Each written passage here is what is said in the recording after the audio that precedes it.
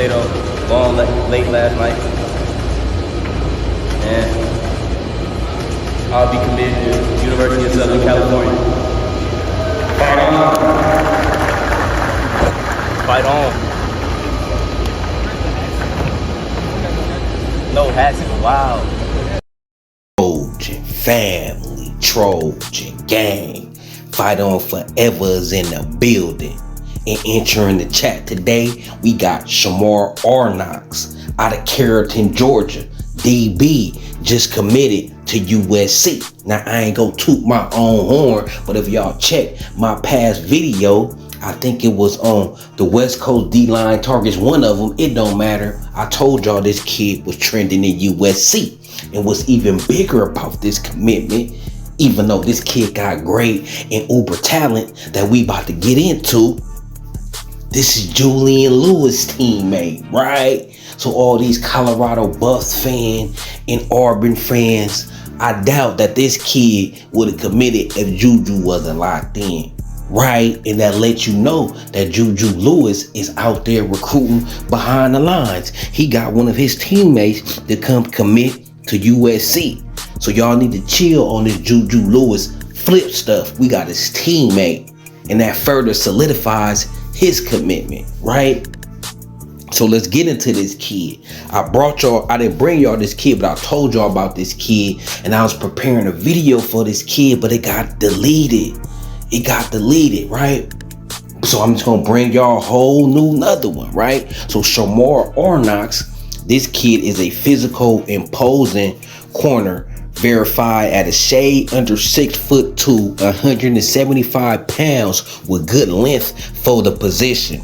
He possesses growth potential to eventually play around 190, 200, of course, with time in the collegiate strength and conditioning program. Arnoux shines as a press man corner, right? You can see some of the video I'm giving y'all of this kid. He giving kids problems at the offensive line.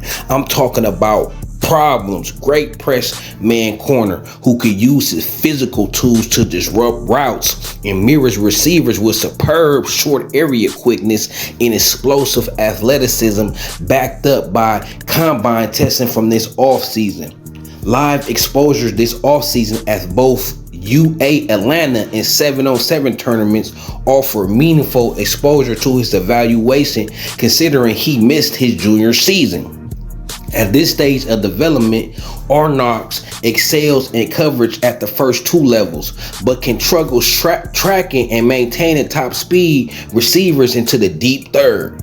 An off-season transfer to Georgia Power Program Carrollton should allow plenty opportunity to get eyes on Arnoux' development and encouraging off-season. Right? So all this kid got to work on is that third level of the field, going deep down that field, keeping track of the ball and receiver. That comes with experience and coaching. The kid didn't play his junior season, right? I don't know why. I don't know if he didn't play his junior season or it ain't no tape on his junior season. But he makes up for that for him showing up the camps against the best wide receivers in Georgia, against the best wide receivers in the country, and hold his own. I mean, sometimes he even dominate these camps, right? Short area, middle of the field, mid routes, he got that on lock. He only need to work on the deep ball, right? But his press man coverage skills throws off timing for the deep ball. So this kid got great potential. That's probably the only reason he ain't a 5-star. But just like I said, that comes with experience and reps. If that's his weakness, Doug Belt gonna have him in practice defending that deep ball. Work on them ball tracking skills when it's deep down the field, right?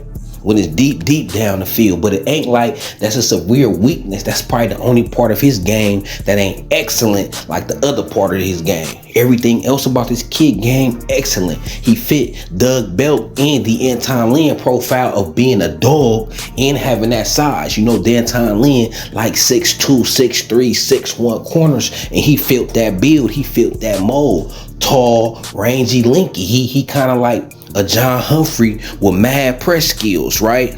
The Carlos Nicholson type with mad press skills. So this kid is fitting the prototype that we want at DB for Doug Belt and the Anton Lynn system. This kid is a GO. He just transferred to Carrollton, Georgia. Him and Juju seem like boys.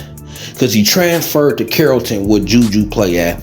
And now he going to USC where Juju's committed at. So, hey, lockstep.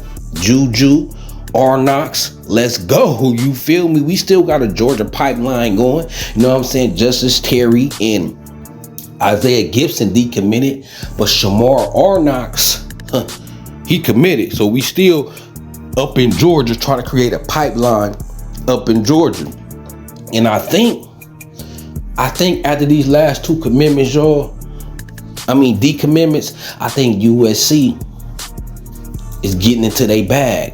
I think USC is gonna be more committed into their bag. Now I say that because I seen this kid throw up a money sign, right? No, he did the little money fingers when he was talking to Juju Lewis. So I don't know if he talking about actual money or is this a play? Could this be a play? Could he be trying to rise his stock to get committed, recruited heavily by the other schools? But he was already committed by the big schools. Georgia already wanted him.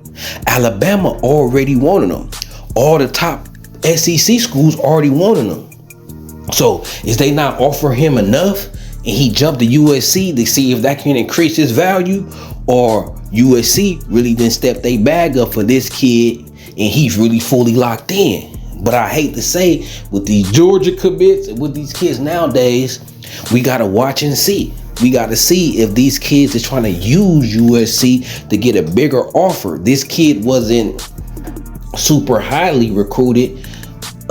He was, but he's not a 5-star, right? So maybe he feel he could demand more on the market if he commit to a school. But you would think that any school he could commit to probably could do that for him for competition. Or it might just be something about USC. These kids might know that these SEC schools don't want USC to get a pipeline in the South and start getting their kids. So any down South kid that commit to USC, they probably gonna be worth more just for the down South schools to stop the trend of Georgia and Southern players going out to USC.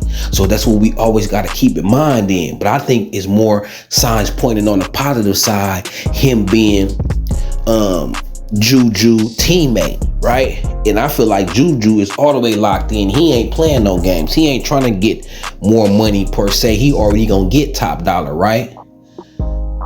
So we gonna see. We gotta cross our fingers and hope this commit is true in the state. But I got a good feeling that it is, especially with Juju in the mix.